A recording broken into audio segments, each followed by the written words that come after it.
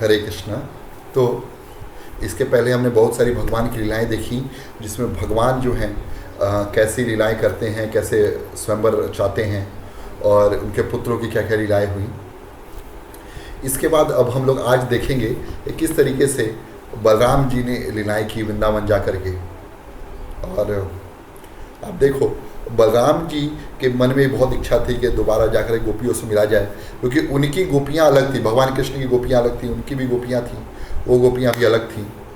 और भगवान जाते हैं बलराम और यमुना में विहार करते हैं, गोपियों के साथ आनंद कर रहे होते हैं। लेकिन जमुना जी को जब बुलाते तो जमुना जी नहीं आती। जमुना जी को लगता है कि मैं क्यों जाऊं, और मैं जाऊंगी, मैं तो भगवान की दासी हूँ, ये तो भगवान नहीं है। उनके मन में ऐसा था। और जैसे ही ये भाव उनके मन में आया, भगवान बलराम को पता चला और क्रोधित हो गए। और बलराम जी ने अपने जो है हल लिया और हल से जो उनकी 100 धाराएं कर दी, काट काट करके जमुना जी को। तब जमुना जी को पता चला कि हाँ, ये भी भगवान है, और आकर उनको सरेंडर किया। और उनकी जो है रासलीला में फिर जो है बलराम जी की वो भी सम्मिलित हुई माँ जमुना, और आनंद के साथ उनकी सेवा की भगवान की। भगवान कृष्ण और भगवान बलराम में कोई भेद नहीं है, सिर्फ और सिर्फ जो रंग है अंतर है, कलर का अंतर है। भगवान कृष्ण काले हैं, भगवान बलराम गोरे हैं। लेकिन इसके पहले बढ़ने से पहले हम लोग एक बार गुरुजनों के चरणों में दंडवत प्रणाम कर लेते हैं, मंत्र बोल करके। ओम अज्ञानतिमिरन्धस्य ज्ञानाञ्जनशलाकाय चक्षुर्मिलितं येन तस्मै श्रीगुरवे नमः।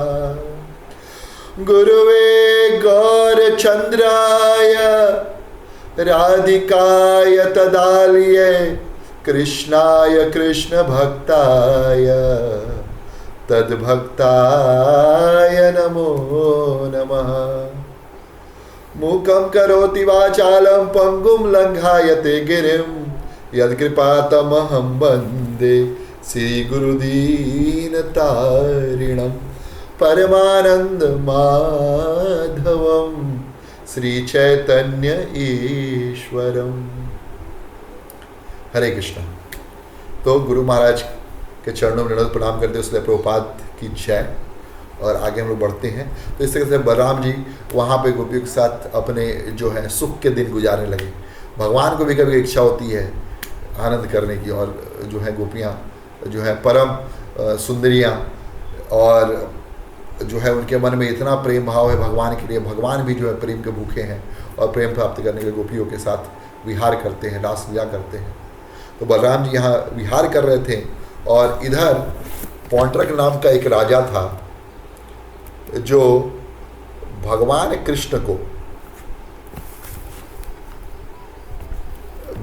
एक संदेशा भेजता है, और संदेशा में कहता है कि असली जो राजा हूँ, असली जो वासुदेव हूँ वो मैं हूँ, तुम तो हो नकली वाले हो, तुम्हारा कोई महत्व नहीं है। और इसको चढ़ाने वाले जो है जरासंध पार्टी थी, जरासंध, शिशुपाल, दंतावक्र, साल्व, ये सब जितने राजा थे, ऐसे राजा जो लगे पड़े थे, भगवान से वैर करते थे, ऐसे राजा जो थे वो सब उसको जो चढ़ा रहे थे।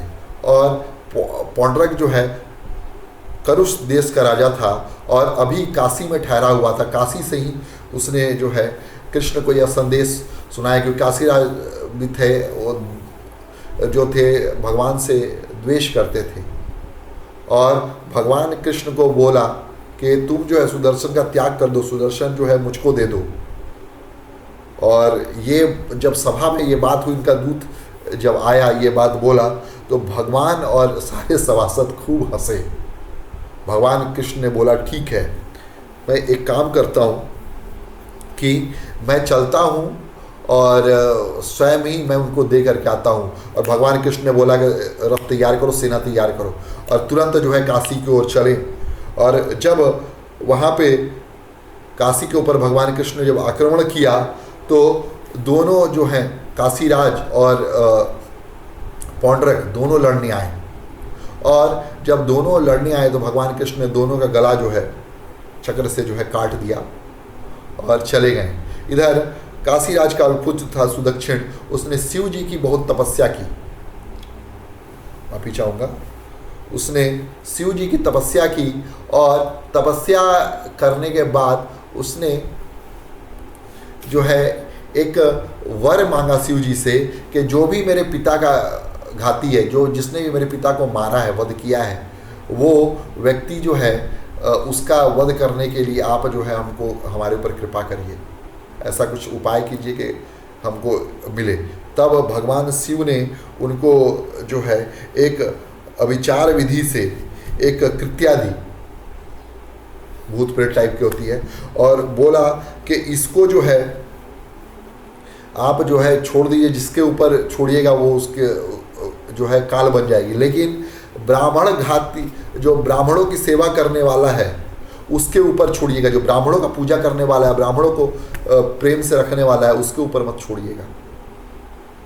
और ऐसा जब कहते हैं शिव जी अंतर ध्यान हो जाते हैं। लेकिन ये क्या करता है सुदक्षिण, ये भगवान कृष्ण के ऊपर ही छोड़ता है, अभिचार विधि करता है।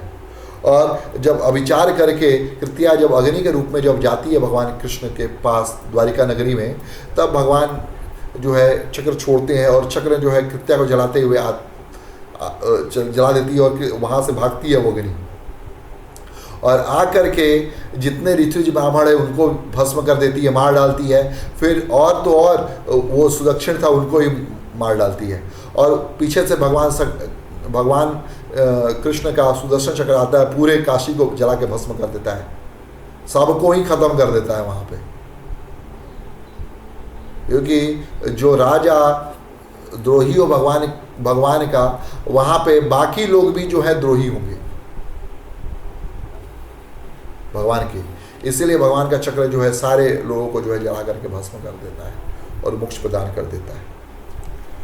जो भी व्यक्ति इस कथा को सुनता है और भगवान की लीला का श्रवण करता है, उसको जो है भगवान सारे पाप उसके नष्ट कर देते हैं। तो इस तरीके से जो है पौंड्रक का उद्धार हुआ। उसके बाद जो है भगवान बलराम जो है अन्य अन्य लीलाएं उन्होंने की। एक बार जब वो रास लीला कर रहे थे तो एक द्विविद नाम का जो वानर है वह आया, और आप देखिए द्विविद वानर आ करके उसने जो है गोपियों को चिढ़ाया, गोपियों को वस्त्र फाड़ डाले, जो भगवान का मधु पीने का जो कलश था उस कलश को तोड़ डाला, अपने गुप्तांग दिखाने लगा गोपियों को, और गोपियाँ तो हंस रही थी और बलराम जी को क्रोध आ रहा था। तो बलराम जी ने जो है उसको जो है उसके ऊपर जब झपटे तो उसने जो है पेड़ से प्रहार किया बलराम जी के ऊपर। लेकिन बलराम जी ने एक हाथ से पकड़ा, एक हाथ से पकड़ करके उसको जो है फेंक दिया पेड़ को, और द्विविद गुरुला को जो है एक घूसा मारा कस के, और जब उसको मारा तो वो जो है छटपटाने लगा। फिर उसके सर के ऊपर जो है गदा से प्रहार किया भगवान ने, सॉरी माफ कीजिएगा, गदा से प्रहार किया। और गदा से प्रहार करने के बाद वो जो है बानर कुछ देर तक डायलेमा में रहा, क्या करूं क्या ना करूं, क्योंकि चोट तो बहुत तेज लगी थी। उसके बाद भी जो है वो बानर जो है भगवान के ऊपर जो है अटैक करने आया फिर से, और फटे हुए सर को लेकर के आया, क्योंकि सर जो है गदा के चलते फट चुका था वो उसका। इस बार भगवान बलराम जी ने पसलियों पे मारना चालू किया, पसली उसकी सब तोड़ डाली, और टूटे हुए पसली के साथ जो है वो उसका राम नाम सत्य हो गया। उसके बाद एक समय की बात है कि बलराम जी वहीं जब वृंदावन में थे तो सांब जो भगवान कृष्ण और माँ जाम्बवती इनके पुत्र हैं सांब, इन्होंने जो है कौरव की हस्तिनापुर में घुस कर के दक्षिणा इनकी एक पुत्री थी, और उस पुत्री का नाम लक्ष्मणा था। और लक्ष्मणा को जबरदस्ती वो हर करके ले जा रहे थे। तब तक बहुत सारे कौरव वीरों ने, दुर्योधन ने, कर्ण ने, भीष्म ने और भी द्रोणाचार्य, सब लोगों ने मिल करके सांब को ऊपर अटैक किया और सांब भी अद्भुत बल के साथ लड़ रहे थे, लेकिन अंत में इन लोग सब ने उसको कैप्चर करके जेल में बंद कर दिया। और जब बलराम जी को ये बात पता चली, वो अकेले गए हस्तिनापुर और सोचा कि दुर्योधन तो मेरा शिष्य है, मैं उसको प्रेम से समझाऊंगा। दुर्योधन को समझाया कि दुर्योधन तुम मेरी बात मान लो। लेकिन दुर्योधन ने बोला कि दुर्योधन बोला कि आप लोग तो यदुवंशी हो, गांव के रहने वाले हो, आप लोग सोचते हो राजकुमारियों से विवाह करोगे? हाँ, उद्धव जी ने समझाया फिर भी ना माने। फिर बलराम जी ने जो है क्रोध किया और इतना क्रोध आया कि उन्होंने बोला कि मैं अब पूरे हस्तिनापुर को जो है जमुना जी में ही डुबो दूंगा। और उन्होंने अपना हल लिया और हल को घसाया, हस्तिनापुर को खींचने लगे। और जैसे ही पौरुष देखा, भीष्म पितामह द्रोणाचार्य सब जगह समझाने लगे, अरे मूर्ख दुर्बुद्धि, जाके चरणों में गिरे, माफी मांग। दुर्योधन जो है दौड़ा दौड़ा गया, जेल से छुड़वाया सांब को, लक्ष्मणा को साथ में लिया, ले जाकर उनको सामने जो है समर्पित किया। बोला कि भगवान मुझसे गलती हो गई, मैं माफ़ी मांगता हूँ, मुझको बल पौरुष का आपके अंदाज़ा नहीं था। और बलराम जी फिर मान जाते हैं जब ये माफ़ी मांगते हैं। तो इस तरीके से जो है भगवान ने लीलाएं करी। और इसके बाद जो है एक बार की बात है, भगवान जो नारद मुनि हैं वो भगवान की दिनचर्या देखना चाहते हैं और ये देखना चाहते हैं कि किस तरीके से भगवान जो है अपनी दिनचर्या को निभाते हैं।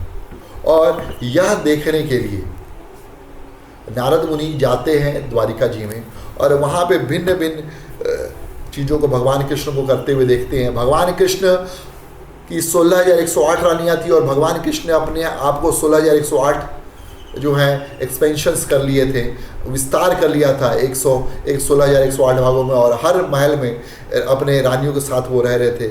किसी महल में वो ब्रह्म मुहूर्त में उठ करके अपने आत्मस्वरूप का साक्षात्कार करते, ध्यान करते, उनका रोम रोम आनंद से भर जाता। इसके बाद वो विधिपूर्वक नहाते निर्मल जल से और शुद्ध धोती पहनते, साफ सुथरी धोती, और उत्तरी पहनते, फिर गायत्री करते, संध्या वंदन करते, हवन करते और गायत्री करते। यहाँ ब्राह्मणों को जो है आप देखिए हर समय जो 3 त्रिसंध्या गायत्री है वो करना चाहिए, ये नियम है शास्त्र में।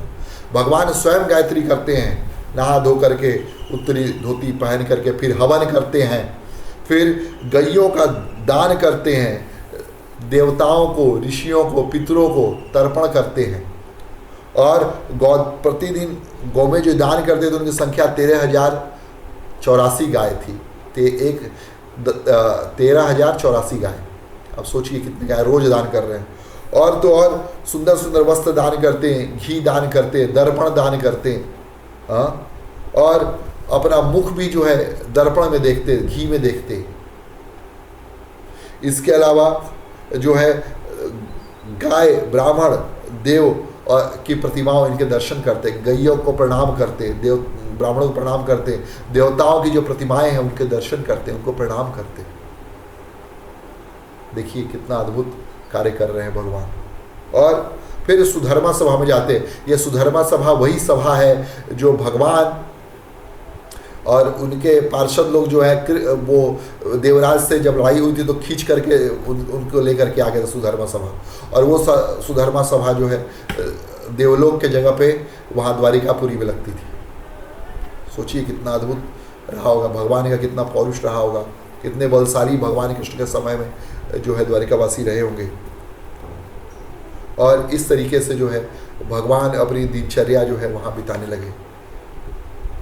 और एक समय की बात है, एक ब्राह्मण वहाँ पर आया और 20,000 राजाओं के तरफ से संदेश लेकर के आया। उसने कहा कि हे राजन, 20,000 राजाओं को बंदी बना लिया गया है और मैं उनका प्रतिनिधि बन के आया हूँ। जरासंध जो है उनको जो है नारायण बलि उनकी देना चाहता है और यज्ञ द्वारा जो है उनकी बलि दे करके वो सार्वभौम का सम्राट बनना चाहता है। इसलिए उन्होंने 20,000 राजाओं को जो है उनका जो है उनको रखा हुआ है कैद करके। आप जो है किसी भी तरह से उनको बचाइए, उनकी रक्षा कीजिए। तो इस तरीके से भगवान जब सुनते हैं तो भगवान बोलते अवश्य हम करेंगे यह कार्य। और तो और तभी एक दूत और आता है और निमंत्रण लेकर के आता है कि उसी समय महाराज युधिष्ठिर जो हैं राजसूय यज्ञ करना चाहते हैं, उनका दूत जो है निमंत्रण लेके आया। अब भगवान असमंजस में फंस जाते हैं, क्या करूं। तो भगवान को उद्धव जी जो स्वयं बृहस्पति के शिष्य हैं वो बहुत सुंदर उपदेश देते हैं और कहते हैं हे भगवान, इस समय तो सबसे उपयुक्त है कि हम लोग जो है महाराज युधिष्ठिर के राजसूय यज्ञ में जाएं, लेकिन उस राजसूय यज्ञ को सफल करने के लिए हमको जरासंध का वध करना जरूरी है। इसलिए पहले जो है हम लोग को जरासंध का वध करना चाहिए। तो भगवान बोलते हैं ठीक है, पहले हम लोग हस्तिनापुर चलेंगे, वहाँ हाल चाल लेंगे, उसके बाद हम यह कार्य करेंगे। और किस तरीके से भगवान जो फिर जरासंध का वध करते हैं और कैसे राजसूय को संपन्न करते हैं, ये हम लोग अगले वीडियो में देखेंगे। तब तक के लिए ग्रंथराज श्रीमद् भागवतम की जय, श्री प्रभुपाद की जय। पिताई गौर सीतानाथ प्रेमानंद, हरि हरि बोल, हरे कृष्ण हरे कृष्ण।